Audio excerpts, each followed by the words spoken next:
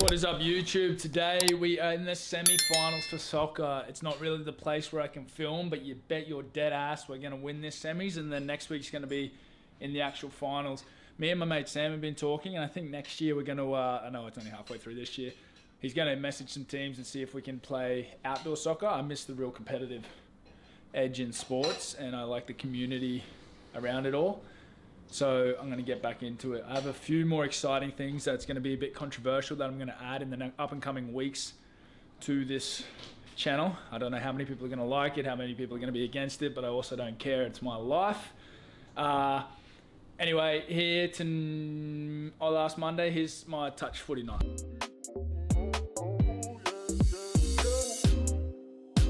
In the bus cause it's game day.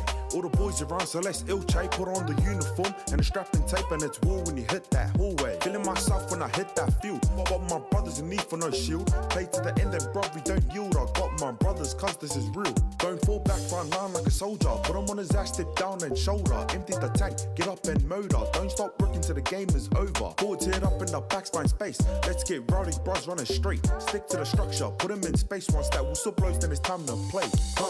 It's a game day ritual.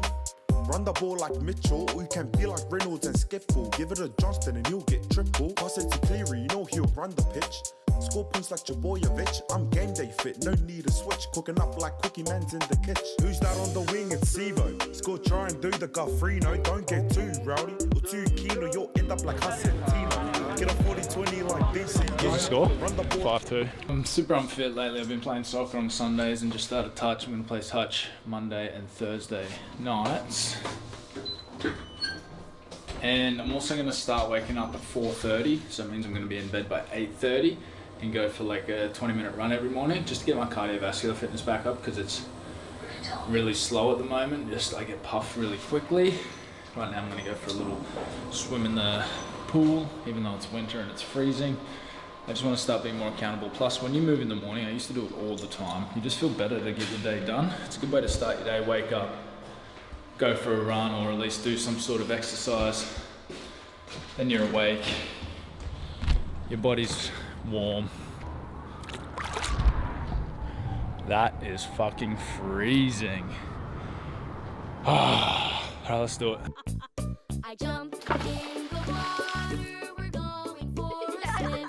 It's a hot, sunny day, so come on, let's all get in. It's always so much fun to go swimming in the pool. So let's jump in the water, it's nice and cool. Let's jump in, let's jump in, let's jump in. I'm dead. All I've done was a few sprints. I know it's only like 8-9 meters. And then power walks back. It is so cold in here. I was swimming normally with my head down. And when I flicked my head up, I think either because the water's so cold. That's now I've like got an earache. Hold my breath, hold my breath, hold my breath. Alright, I did about 6 laps then. Way too cold. See, I'm already puffed. I'm gonna do that more often, just get a bit more acclimatized to the pool, because that is fucking freezing. Alright, time for work. All that still pretty much goes up on that concrete slab there. Probably a couple weeks worth of work, including the purlins over there. Today I got leg day. Today is pretty much one of the only days. Actually, my wrist has been really sore lately, so I've been doing weights instead of calisthenics, because when you do calisthenics, you put so much weight through those wrists. Well, I'm 95 kilos, and when you start getting it at a 90-degree angle, it's starting to hurt my wrist. So today I have leg strength day. Let me run you through a quick story that has really pissed me off about the whole medical industry while I put my socks on. I'm just going to set you up right at my crutch. Beautiful. So, this is what fucked about the medical industry. I want to go get a blood test. I want to see what my testosterone levels are to see if they are optimal levels. And this is how ridiculous it is to begin with the normal range of testosterone in men is 350 mgs per whatever the thing is to 1,000. So there's a 650 milligram or nanogram, whatever it is, discrepancy. That is a whole range of normality. How ridiculous is that, for one? Two, I went to get a blood test. I spoke to the doctor. I said, hey, I want to get a blood test, see what my test levels are, just to see if they're okay. He said, no, only if there's an issue. I said, well, I just want to make sure that they're okay. And he said, oh, when you run through Medicare, which is our government fucking medical thing that they help us with, they ask so many questions, and if I can't give them a proper statement to say this is why I sent you for a blood test, I'll have to pay for it. I was like, one, bullshit. Two, okay, I'll pay for it. And then he goes, no. I was like, what? Are you fucking for real? So you're telling me for me to get any medical, it's not even medical attention, it's to check the levels of test and iron and everything in my blood that I can get tested for a blood test to see that I'm okay and that nothing is wrong with me. He said, no, there has to be something wrong with you before I can send you off for this test. And that's where the fucking whole medical industry is shit, except for obviously a select few. They're super reactive instead of reactive instead of preventative, and it's just stupid. It's why people are so sick these days.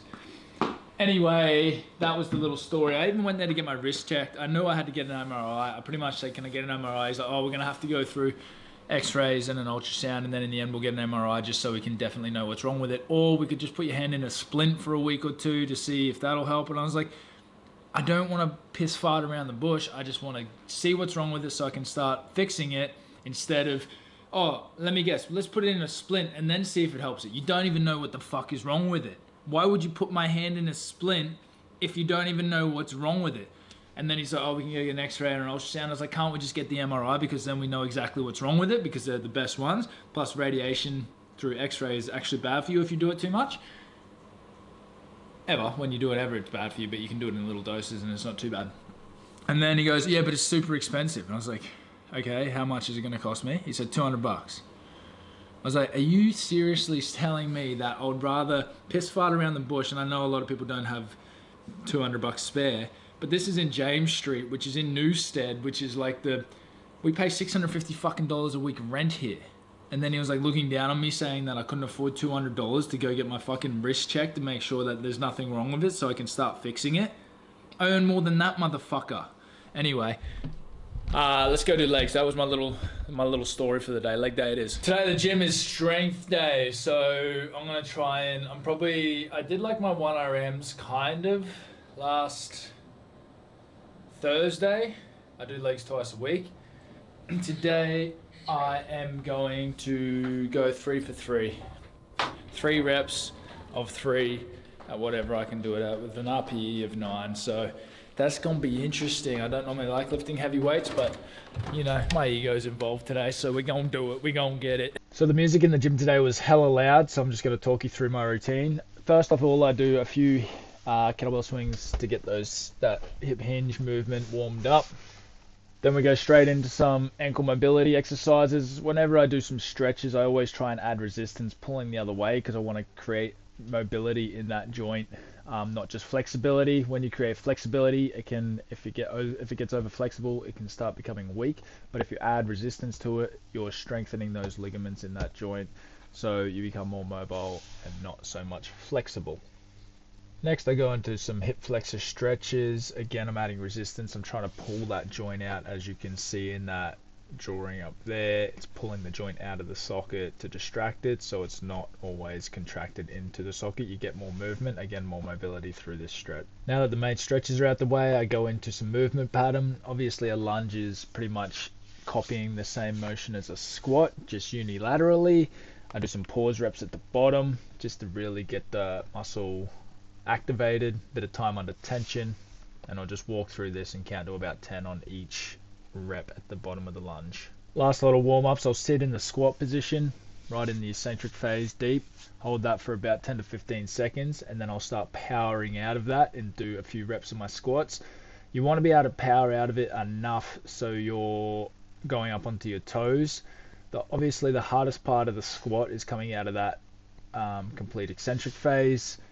So I'm imitating power through that phase. So when I do my lift, I said do, it's going to feel easier to get out of it. Then I go straight into some hamstring warm-ups, frog squats. I do about 20 of these. These will absolutely burn your hamstrings, get them activated, ready for your heavy lifts. Alright, now that the warm-up phase is done, let's get into the workout. I only do 3 exercises, or I do 3 exercises and then an accessory exercise when it comes to my strengthening day. I'll do squats, then deadlifts, then thrusts, and I'll try get my heaviest 3 for 3. And then today I'm going to do some sled push and pulls just to finish off the workout. Now these are obviously my warm-up phases. Well, 140 kgs isn't obvious, but these are my warm-up phases. And then when I start, I'll warm up to my heaviest, and then when I know what my heaviest is, I'll start trying to perform 3 of 3. On my last set, I'll usually try go for my heaviest, and I might only get 2 out. When you're doing your squats, you really want to have 3 points of contact with your feet. You want your heel and then pretty much the knuckles of your toes, or the pads where your toes are, pushing into the ground, creating an arch. A lot of other people, when they do their heavy squats as well, they get a lot of medial knee rotation.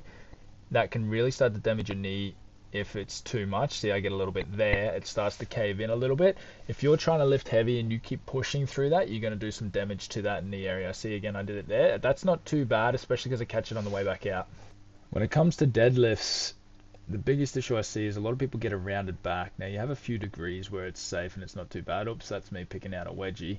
But you want to really try and get the neutral spine where your back is straight. And the best key I can give you for that is when you're sitting down into it, try and pull your armpits into your pockets and really try and hyperextend your lower back. Push your ass up to the sky, because that's going to keep you a neutral spine, and a lot of people aren't strong enough or aren't flexible enough to actually keep your lower back not rounded. So if you hyperextend through it on your heavier lifts, it's more than likely going to keep your spine neutral. Now, I don't really care about alternated grip. I'm more conscious of my actual neutral grip. You can see here where I pull everything back and engage everything before I lift, and then I push through my feet, and I'm right there. I'm trying to hyperextend through my lower back to keep my lower back not rounded, and I'm putting my armpits in my pockets. When I do my thrusts, I do the scoop method where I'm kind of doing an extension through my spine, and then at the top I pull my rib cage in and I tilt my pelvis all the way forward and squeeze my glutes as much as I can at the top, and then your shins want to be vertical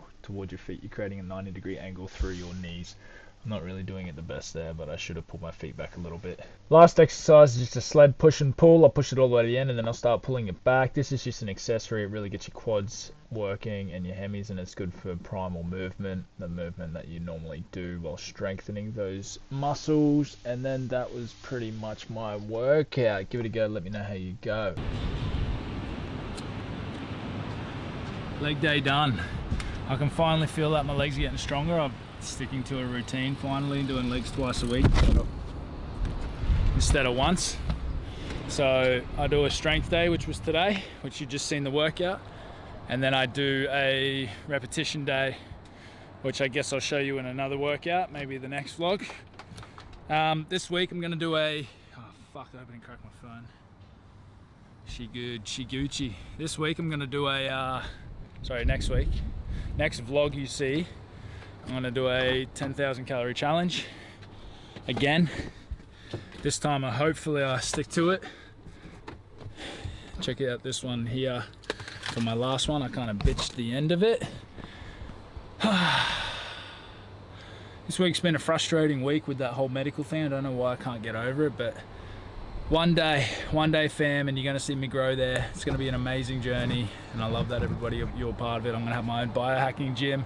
We're gonna have cryotherapy machines, hyperbaric oxygen chamber machines, infrared sauna, ice bath, UV drips for vitamins, or IV drips, sorry, for vitamins, supplementation like NAD plus, booster shots, pretty much anything and everything you need to be the most optimal healthy person, creating longevity for yourself and being fit as well and healthy. I'm gonna have it at my gym. Might be a bit expensive to begin with, even like gut bacteria tests, so you're taking the guesswork about what you're gonna eat. That's gonna be my whole entire gym, and that's what I'm gonna base it on. I really wanna help people. That's why Alpha Fortis is one of the starting the starting factor. One, it's going to help us produce scale money really quickly once we get all our things in place. Two, every time somebody puts on our piece of clothing, I want them to feel empowered to chase that healthy lifestyle.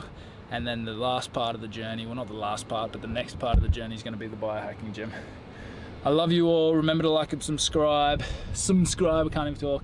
Like and subscribe. Have a good week.